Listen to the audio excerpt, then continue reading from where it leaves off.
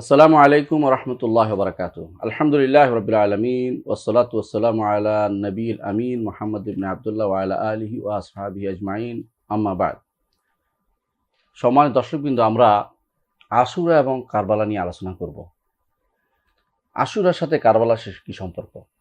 দর্শকবৃন্দ, আমরা জেনেছি যে আশুরা হচ্ছে আল্লাহ তাআলা মুসা আলাইহিস সালামকে নাজাত দিয়েছেন ফেরাউনের কবল থেকে, আযাব থেকে, কষ্ট থেকে, নির্যাতন থেকে বাঁচিয়েছেন। সে কারণে তিনি রোজা রেখেছেন এবং আমাদের নবী তাকে অনুসরণ করে রোজা রেখেছেন এবং সেটা প্রথম ফরজ করে দিয়েছেন, পরবর্তীতে সেটা নফল করেছেন এবং সেটার সাথে আরও ৯ম তারিখ রোজা রাখতে বলেছেন। সাহাবায়ে কেরাম সেটা রেখেছেন এবং পরবর্তী অনেক ইমামরাই তা রেখেছেন এবং সেটা গুরুত্বের সাথে তারা রেখেছেন। আশুরা রোজাটি আমাদের জন্য এখন সুন্নত হিসেবে এসেছে রাসূলুল্লাহ সাল্লাল্লাহু আলাইহি ওয়াসাল্লাম রাখার কারণে, তার নির্দেশের কারণে, মুসা আলাইহিস সালামের কারণে নয় বা অন্য কোনো ঘটনার কারণে নয়।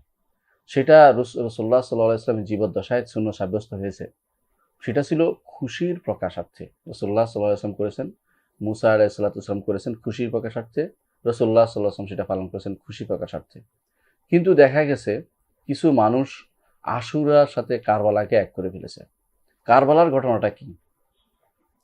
কারবালার ঘটনা হচ্ছে রাসূলুল্লাহ সাল্লাল্লাহু আলাইহি ওয়াসাল্লাম কারবালা রাসূলুল্লাহ সাল্লাল্লাহু আলাইহি ওয়াসাল্লাম তার যে নাতি ছিল হুসাইন রাদিয়াল্লাহু আনহু, আলী রাদিয়াল্লাহু আনহুর ছেলে, রাসূলুল্লাহ সাল্লাল্লাহু আলাইহি ওয়াসাল্লামের নাতি, তিনি যখন ইয়াজিদ ক্ষমতায় আসলো তখন তিনি মদিনা থেকে বের হলেন।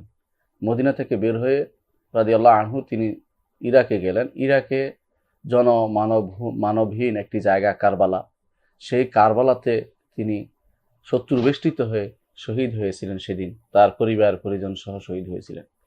এই ঘটনাটি অত্যন্ত বিয়োগান্তক ঘটনা এবং কষ্টকর ঘটনা এবং কোনো মানুষ এই ঘটনাকে ভালোভাবে নিতে পারে না।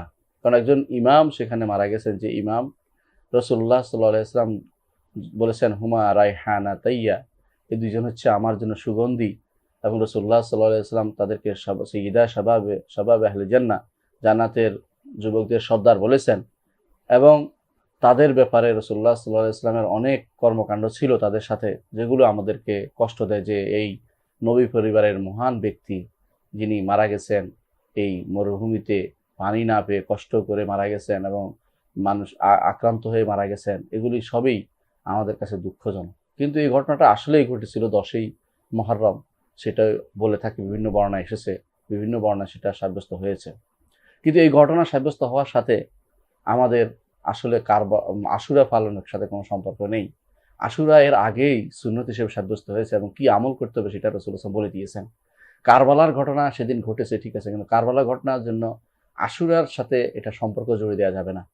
কারবালার ঘটনা ঘটেছে, এর জন্য আমরা দুঃখ প্রকাশ করি এবং আল্লাহর কাছে শহীদানের মাগফিরাত কামনা করি এবং দোয়া করি আল্লাহ তাআলা যেন তাদেরকে জান্নাত নসিব করেন এবং আমাদেরকেও ক্ষমা করে দেন তাদেরকে দোয়া করার কারণে। কারণ কেউ যদি কারোর জন্য দোয়া করে, ফেরেশতারা তার জন্য দোয়া করতে থাকে আল্লাহর কাছে, এটা একটা প্লাস পয়েন্ট হিসেবে বিবেচিত হয় যে মানুষের জন্য, ঈমানদারদের জন্য দোয়া করেছে সেই হিসাবে।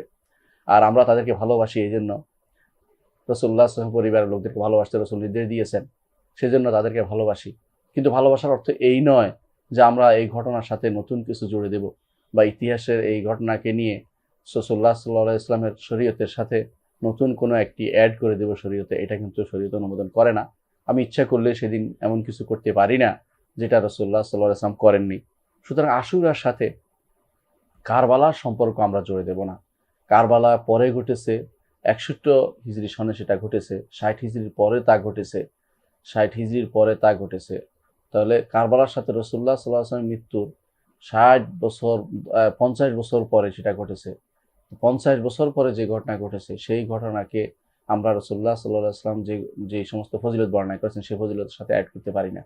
সেটা দুঃখজনক ইতিহাস সেটা, এবং সেই ইতিহাস হিসেবে বর্ণনা করতে হবে, কিন্তু সেটাকে কখনো রাসূলুল্লাহ সাল্লাল্লাহু আলাইহি ওয়াসাল্লামের কর্মকাণ্ডের সাথে জড়িয়ে দিতে পারে। তিনি এই জন্য তিনি পালন করতে বলেছেন, এই জন্য তিনি আশুরা রোজা রাখতে বলেছেন, এটা আমাদেরকে বলা যাবে না। এটা বললে সেটা গুনার কাজ হবে এবং মিথ্যাচার হবে। এর থেকে আমাদেরকে বেরিয়ে আসতে হবে, মানুষকে জানাতে হবে যে আশুরার সাথে আসলে কারবালার কোনো সম্পর্ক নেই। একটি মাত্র সম্পর্ক হচ্ছে এই দিনে যেটা ঘটেছে তা পরে। সুতরাং রসুলের ফজিলত বর্ণনার পরে রসুল যেটা বলেছেন যে এই দিন সওম পালন করলে যে ফজিলত হবে সেটার পরে সেটা বর্ণিত হয়েছে, সেটা যেন আমরা কখনো না করি। এটা যেন আমরা কখনো না করি, আমরা যেন কখনো পরবর্তী ঘটনাকে নিয়ে আগের কোনো ঘটনার সাথে যেখানে রাসূলুল্লাহ সাল্লাল্লাহু আলাইহি ওয়াসাল্লাম যেটা বলেছেন সেটার সাথে জড়িয়ে না দিই, এটা আমাদের খেয়াল রাখা উচিত। আল্লাহ আমাদেরকে বুঝার তৌফিক দান করুন। আসসালামু আলাইকুম ওয়া রাহমাতুল্লাহি ওয়া বারাকাতুহু।